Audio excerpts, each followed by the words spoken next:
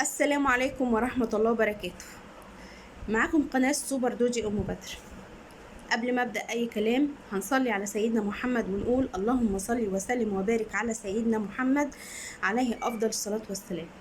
جاية لكم النهاردة بموضوع مهم جدا، موضوع يخص كل بيت مصري بلا استثناء، وأنا واحدة منهم، وهتكلم كمان عن نفسي. أو قبل ما أدخل في التفاصيل عايزة أقول لكم البداية خالص إن أنا عندي صفحة على كواي، وقلت في فيديو من فيديوهاتي إن أي حد عنده أي مشكلة ممكن أشاركها معاكم على كواي وعلى قناتي على اليوتيوب. المهم الفيديو ده بقاله فترة كبيرة جدا، وفجأة جات لي متابعة على كواي بعتت لي رسالتها الشخصية، جابت لي قصة كبيرة جدا، والقصة دي بتاعتها هي، تمام؟ يعني هي مش من وحي خيالي.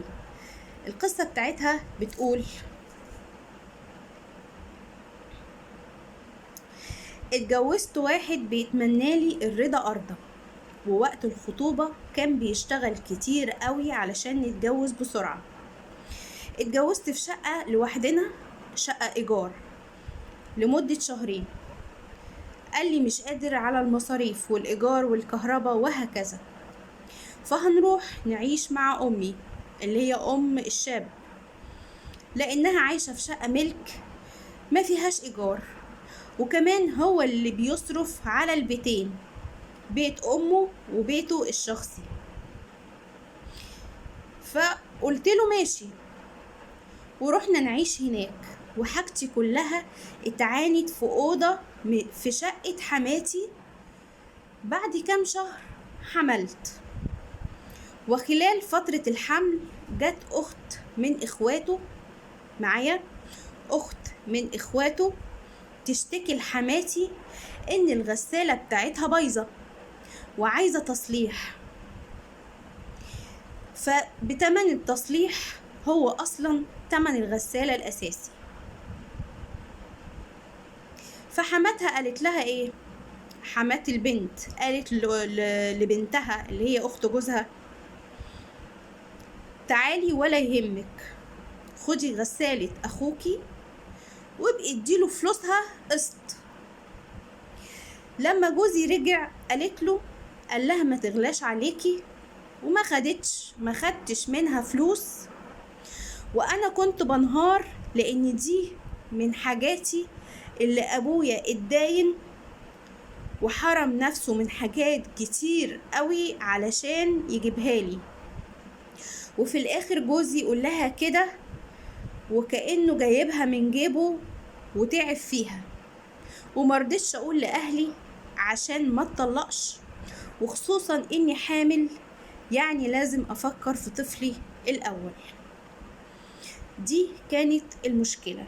طبعا هي مشكلة كبيرة جدا، هي كبيرة.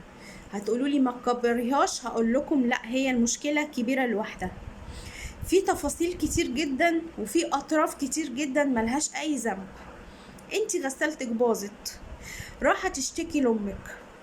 طيب الموقف بقى العادي الطبيعي، لو امك بقى ابنها مش في البيت مرات ابنها مش في البيت، فانا بقى ايه؟ اروح اخد كل هدومي اللي مش نظيفه واروح اغسلها في بيت امي، واخدها نظيفه اروح بيها البيت.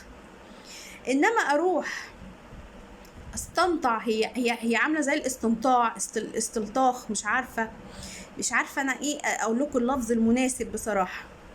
راحت ادت مرات اخوها على قفاها، واخدت الغساله بتاعتها من غير اي مقابل، اللي البنت ما فرحتش بيها وما تعرفش الفلوس الغسالة دي ازاي ابوها واهلها تعبوا ووفروا علشان يجهزوا البت دي علشان تتجوز، وانتي تاخديها بكل سهولة وتاخديها بيتك وترضيها على نفسك على اساس انها كانت في بيت امك. ورد فعل الاخ، يعني هي مش بتاعتك، هي بتاعت مراتك، ومش معنى انها الحاجة دخلت بيتك انها بقت بتاعتك وملكك، لان الحاجة دي جاب فلوس ناس تانية. لو انت جايبها بحر مالك يبقى ليك الحق ان انت توزع مالك في اي حتة.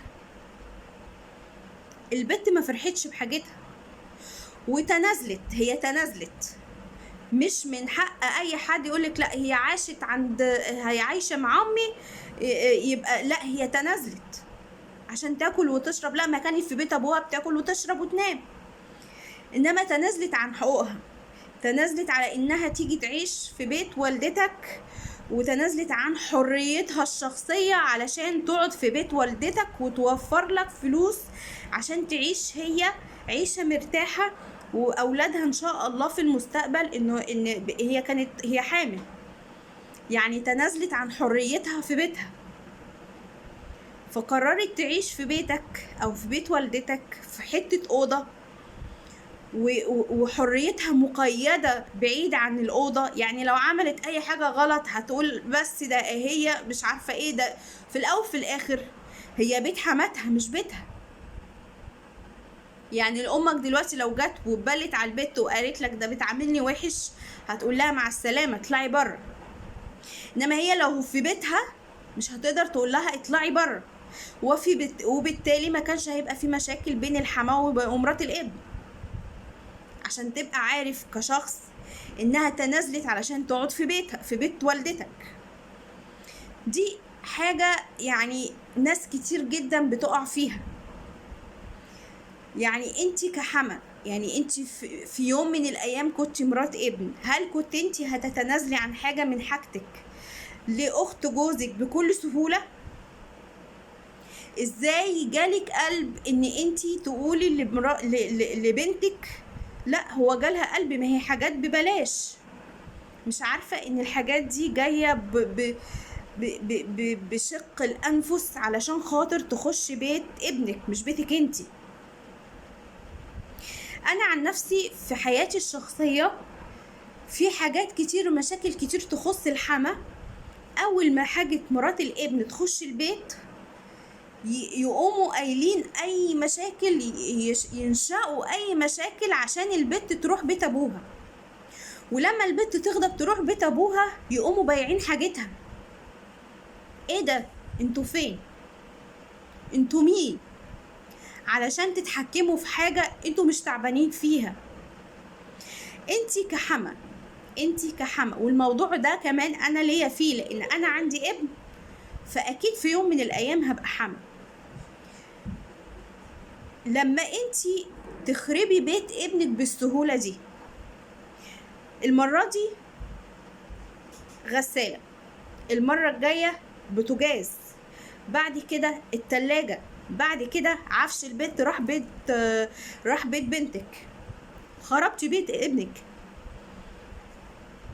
البت اتقهرت ومش عايزة تقول لأهلها، إنما لما يوصل الموضوع لحد معين خلاص لازم تقول لأهلها. يبقى انت بالطبيعي خربتي بيت ابنك، فسهل عندكم يلا طلقها ارميها وهات واحدة تانية، كأنك انت عايشة له لمدى الحياة. انت لو قاعدة معاه وعندك 40-50 سنة، كمان 20 أو 15 سنة كحد أقصى هتموتي، لأنه مستوى عمر البني آدم من 60 ل70. فمرات ابنك دي علشان تشيلك ذكرى حلوة لازم تعمليها زي بنتك، عشان بعد كده في الحياة القادمة لما تعرف ولا حد يجيب سيرتك تترحم عليكي، مش تقول الله يكحمك انت فرطتي في حاجتي ما حفظتيش عليا. عشان لما تربي احفادك يطلعوا يقولوا الله يرحمك يا تيتا. ولو دخلتي بيتك واحدة تانية على ابنك وهو انت ما حفظتيش على الاولانية، فبالتالي مش هتحافظي على التانية. على العموم هي المشكلة كده، وده رأيي ان البنت كان المفروض تعمل موقف علشان حاجتها كلها ما تتفرطش بيها بسهولة. طالما فرطتي في حقك اول مرة اكيد هتحصل مشكلة تانية ان حقك هيتفرط فيه بسهولة. غسالة، بوتاجاز، تلاجة، اصل الخلاط بتاعي بايظ، وهكذا، ما هو استنطاع. المهم الموضوع ده مهم جدا، وعايزة اعرف ارائكم في التعليقات، مهم جدا يا جماعة، لان هو فعلا بيحصل، وبيحصل اوسخ من كده كمان. تحياتي ليكم.